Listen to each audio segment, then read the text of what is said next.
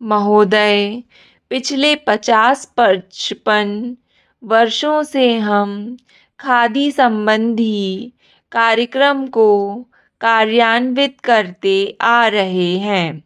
इस कार्य की ओर हमने पर्याप्त ध्यान दिया है और हम में से कुछ ने तो पर्याप्त समय भी दिया है।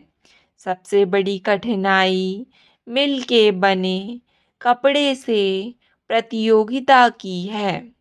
एक और कठिनाई यह भी है कि सदा इतनी खादी उपलब्ध नहीं होती जितनी की उसकी मांग रहती है। खादी का आर्थिक आधार भारतीय जीवन संबंधी कुछ मौलिक तथ्य है। हमारा देश कृषि प्रधान देश है, जहाँ अधिकांश लोग किसी ना किसी रूप में खेती-बाड़ी से अपना निर्वाह करते हैं। यदि आप एक किसान के जीवन पर दृष्टि डालें तो आप यह देखिएगा कि उसका खेत बड़ा हो या छोटा, वह और उसका परिवार वर्ष भर बराबर खेती के काम में ही व्यस्त नहीं रह सकता। उसे काफ़ी समय बेकार रहना होता है। दूसरे रोजगार की खोज में वह अपना घर छोड़कर नहीं जा सकता, क्योंकि खेती के काम में कभी-कभी निरीक्षण की आवश्यकता होती है। यदि बेकारी का वह सब समय जब किसान व्यस्त नहीं होता खादी तैयार करने के काम में लगाया जाए तो देश भर की आवश्यकता के अनुसार खादी मिल सकती है। ऐसी अवस्था में कोई भी कम मजदूरी का प्रश्न नहीं उठाएगा, क्योंकि यह काम तो ऐसे समय में किया जाएगा जो बिल्कुल खाली होगा। उस खाली समय में किसान कुछ ना कुछ कमाएगा ही, और वह कमाई ऐसी भी नहीं कि उसका कुछ भी मूल्य ना हो। कम से कम वह अपने लिए तो इतना कपड़ा तैयार कर ही सकेगा जिससे उसको बाजार से ना खरीदना पड़े। मैं आपको अपने निजी अनुभव से बता सकता हूँ कि 1 घंटा प्रतिदिन काटने से हमें इतना कपड़ा मिल सकता है जितना कि एक औसत हिंदुस्तानी के लिए आवश्यक है, अर्थात 15 से 20 गज कपड़ा प्रति व्यक्ति। इस दृष्टिकोण से देखा जाए तो सस्ते महंगे कपड़े का प्रश्न ही नहीं उठता, क्योंकि खादी खाली समय में किए परिश्रम से प्राप्त हो जाएगी। खादी के संबंध में एक आधारभूत तथ्य है।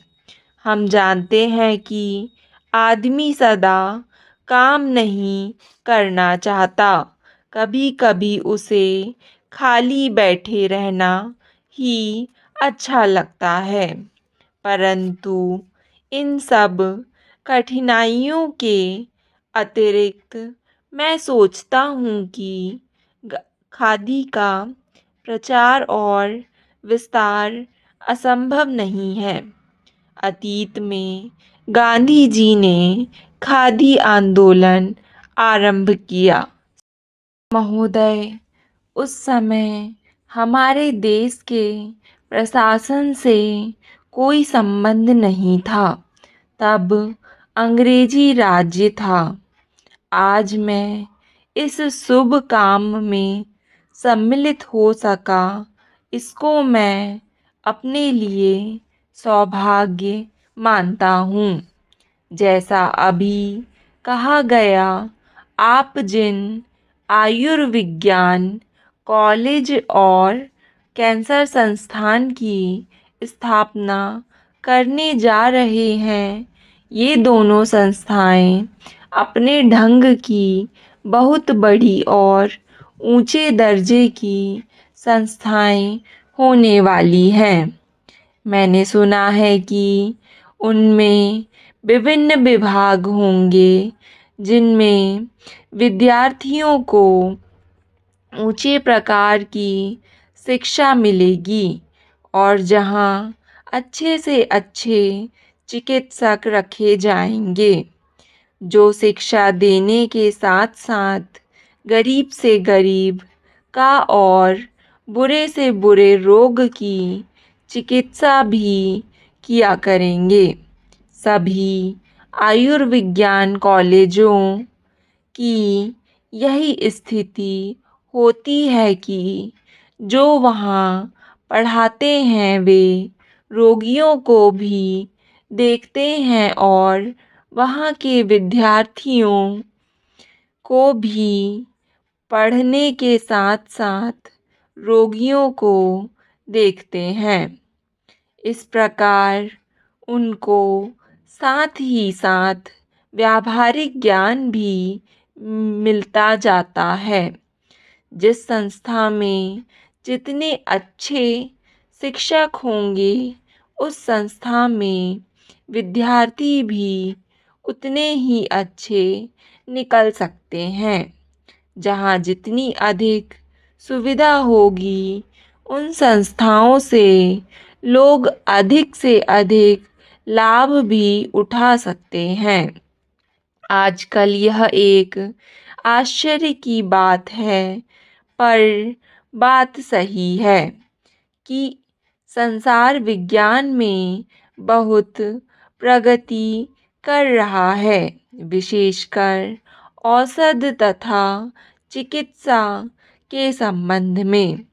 पिछले जो 2 युद्ध हुए, उनमें जहाँ एक और अधिक से अधिक घातक यंत्र तैयार हुए, वहाँ दूसरी ओर औषधियों के निर्माण में इतनी उन्नति हुई कि जो बहुत से रोग पहले असाध्य समझे जाते थे, वे अब नियंत्रण में आ गए हैं। इससे फल यह निकलता है कि विज्ञान की प्रगति में कोई दोष नहीं। इस प्रगति में जो जैसा लाभ उठाना चाहते हैं, उठा सकते हैं। यह मनुष्य पर निर्भर है कि वह उस विद्या का लाभ उठाए या उसे हानिकारक बनाए। यह आश्चर्य और दुख की बात है कि जहाँ एक ओर इस विज्ञान द्वारा आज इतने लोगों को भयंकर से भयंकर रोगों से मुक्ति मिल रही है, वहाँ उसी विज्ञान द्वारा लोगों का जीवन संकटमय हो गया है। हम चाहते हैं कि हमारे देश के वैज्ञानिक, चाहे वे विज्ञान के किसी भी क्षेत्र में काम करते हों, इस बात को सदा अपने ध्यान में रखें कि यदि विज्ञान का कुछ अर्थ हो सकता है, तो वह सेवा होना चाहिए, ना कि विनाश। तभी भावी प्रगति होगी।